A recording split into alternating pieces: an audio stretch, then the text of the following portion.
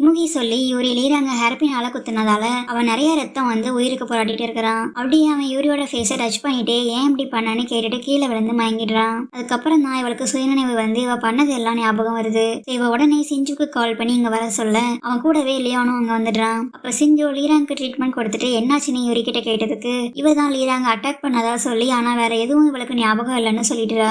சிஞ்சு அது எப்படி நடந்திருக்கும்னு தெரிஞ்சுக்க இவளை நல்லா திங்க் பண்ணி பார்க்க சொல்றான். அப்போதான் இவளுக்கு நடந்தது எல்லாம் ஞாபகம் வந்து இங்க வரதுக்கு முன்னாடி ஒருத்தன் மேல தெரியாம மோதுனேன், அவன் தான் லீராங்க கொல்ல சொன்னான்னு சொல்லிடுறா. அதை கேட்டதும் லியோன் அது இமுகியோட வேலைதான்னு புரிஞ்சுக்கிட்டு இவனை வார்ன் பண்றதுக்காக தான் அவன் இதெல்லாம் பண்ணியிருக்கிறான்னு நினைக்கிறான். அப்ப யூரி லீராங்க எப்போ இழந்துப்பான்னு சிஞ்சு கிட்ட கேட்டதுக்கு அவன் ஹார்ட் பீட் ரொம்ப வீக்கா இருக்குது, சோ எப்போ இழந்துப்பான்னு தெரியலன்னு சொல்லிடுறான். அப்படியே லியோனை பார்த்து நம்ம கிட்ட தான் சரி இருக்குல்ல, அதை லீராங்க கொடுத்து உயிரை காப்பாத்திடலாம்னு சிஞ்சு சொல்ல இவனும் அதை நம்ம யூஸ் பண்ண முடியாது, ஏன்னா நான் ஏற்கனவே டாலிபாக்கு அந்த ட்ரீயை தரதா வாக்கு கொடுத்துருக்கேன்னு சொல்றான். பட் யூரி அதை கேட்காம அழுதுட்டு அதுல கொஞ்சம் செடியை மட்டும் லீராங்க கொடுங்கன்னு கெஞ்ச லியோன் அந்த செடிக்குள்ள இருக்கிறதெல்லாம் ஒவ்வொரு மனுஷங்களோட உயிர், சோ அவங்களுக்கு ஒண்ணுதான் லீராங்க காப்பாத்தணும்னா என்னால அதை கண்டிப்பா பண்ண முடியாதுன்னு சொல்லிடுறான். அது ஏன்னா லியோன் இதுக்கு முன்னாடி ஒரு கடவுளா இருந்ததால இவனால மனுஷங்களை கொல்ல முடியாது, அதனாலதான் ஐலாண்ட்ல அந்த ஷாமனை கொல்லவும் டாலிபா இவனுக்கு பனிஷ்மெண்ட் கொடுத்துருக்காங்க. இப்படி நடக்கும்னு ஏற்கனவே கெஸ் பண்ணி தான் இமுகியும் இந்த பிளானை போட்டிருக்கிறான். ஸோ இப்போ இமுகியோட பிளானை கண்டுபிடிச்ச லியோன் நான் செடியை யூஸ் பண்ணி லீராங்க உயிரை காப்பாத்தினா அதுக்கு பனிஷ்மெண்டா என்ன கொஞ்ச நாளைக்கு நரகத்துக்கு டாலிபா அனுப்பிடுவாங்க,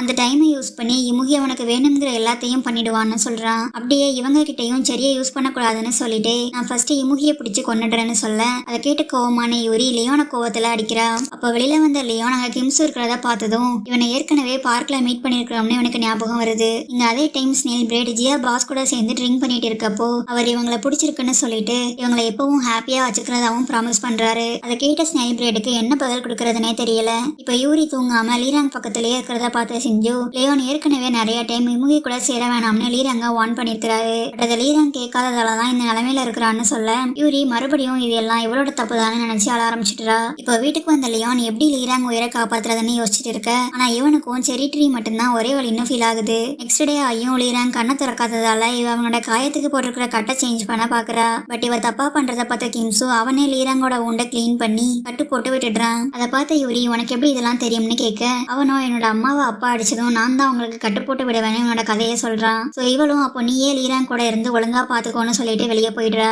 பட் இப்போ இவ வந்திருக்கிறது லியோனோட வீட்டுல இருக்கிற செரியை எடுக்கிறதுக்கு தான். ஸோ வீட்டுல யாரும் இல்லைன்னு தெரிஞ்சுக்கிட்ட இவ ஃபாஸ்டா ஓடி போய் கொஞ்சம் செரியை மட்டும் எடுத்துட்டு வெளியில ஓடிடுறா. ஆனா இவ அதை லீராங் கிட்ட எடுத்துட்டு போகிறதுக்குள்ளேயே ஒன்னா அழிஞ்சு போயிட்டு இருக்குது. இருந்தாலும் ஃபாஸ்டா அதை எடுத்துட்டு லீராங் கிட்ட இவ ஓட அப்போ லாஸ்டா இருந்த ஒரு செரியும் அழிஞ்சு போயிடுது. ஸோ இவளை கஷ்டப்பட்டு லீராங்க காப்பாற்ற முடியலைன்னு அவனை சீக்கிரமா எழுந்திருக்க சொல்லி அழுறா.